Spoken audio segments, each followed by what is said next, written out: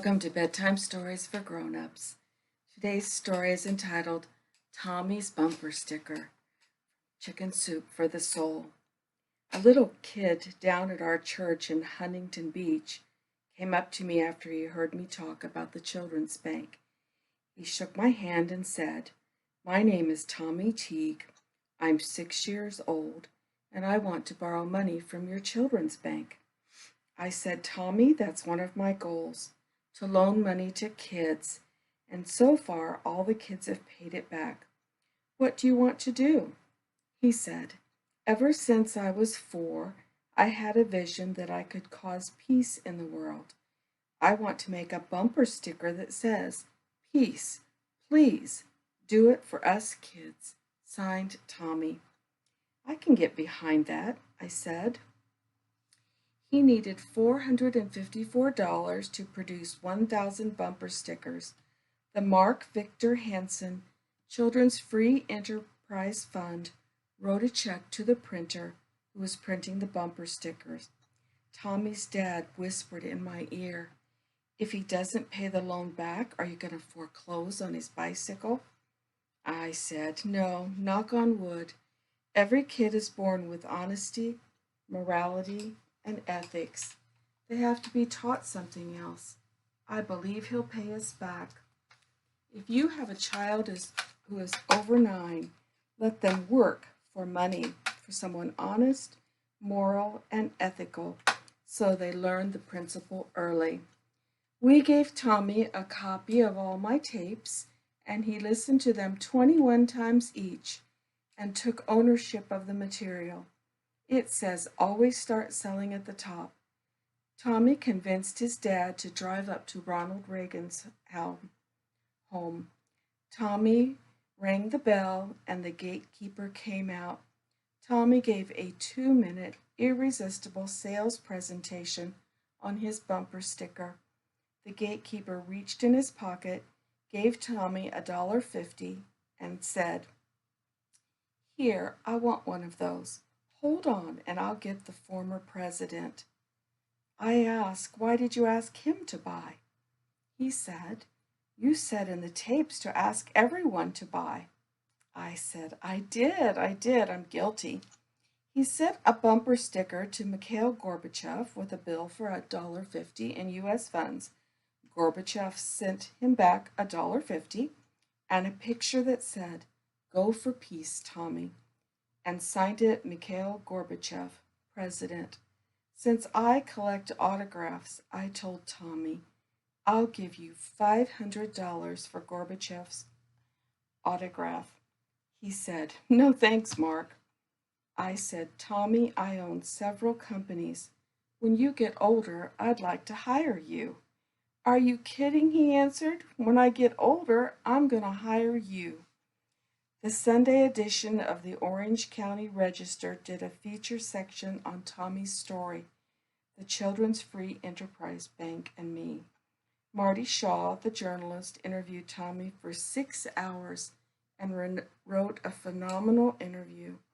Marty asked Tommy what he thought his impact would be on world peace.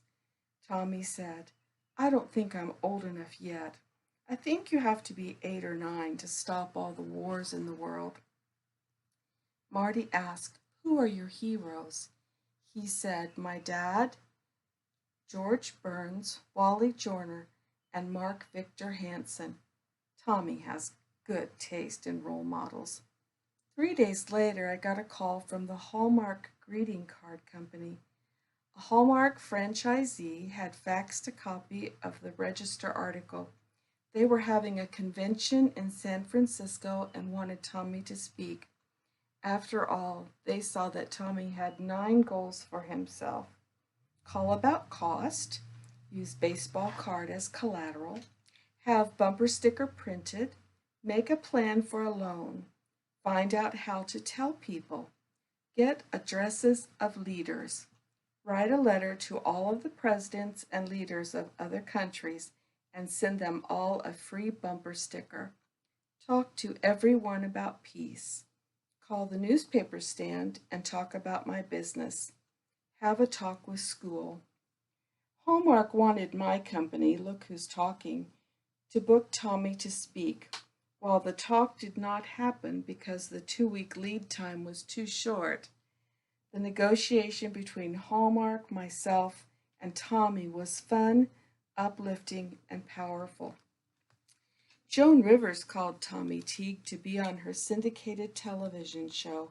Someone had also faxed her a copy of the register interview on Tommy.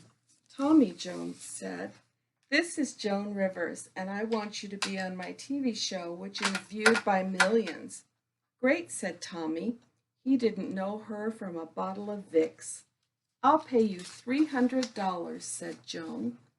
"Great," said Tommy.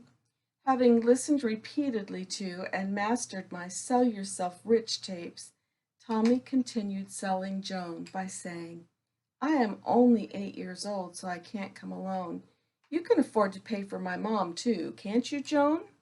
Joan Rivers replied, "Yes. By the way, I just watched the Lifestyles of the Rich and Famous show, and it said to stay at the Trump Plaza when you're in New York. Can you make that happen, Joan?" "Yes," she answered. "The show also said when in New York you ought to visit the Empire State Building and the Statue of Liberty. You can get us tickets, can't you?" "Yes," said Joan. "Great. Did I tell you my mom doesn't drive? So we can use your limo, can't we?" "Sure," said Joan. Tommy went on the Joan Rivers show and wowed Joan, the camera crew, the live and television audiences. He was so handsome, interesting, authentic, and such a great self-starter. He told such captivating and persuasive stories that the audience was found pulling money out of their wallets to buy a bumper sticker on the spot. At the end of the show, Joan leaned in and asked, "Tommy, do you really think your bumper sticker will cause peace in the world?" Tommy enthusiastically and with a radiant smile said, "So far, I've had it out 2 years and got the Berlin Wall down. I'm doing pretty good, don't you think?" That is the story of Tommy Teague and his bumper sticker by Mark Victor Hansen. Good night.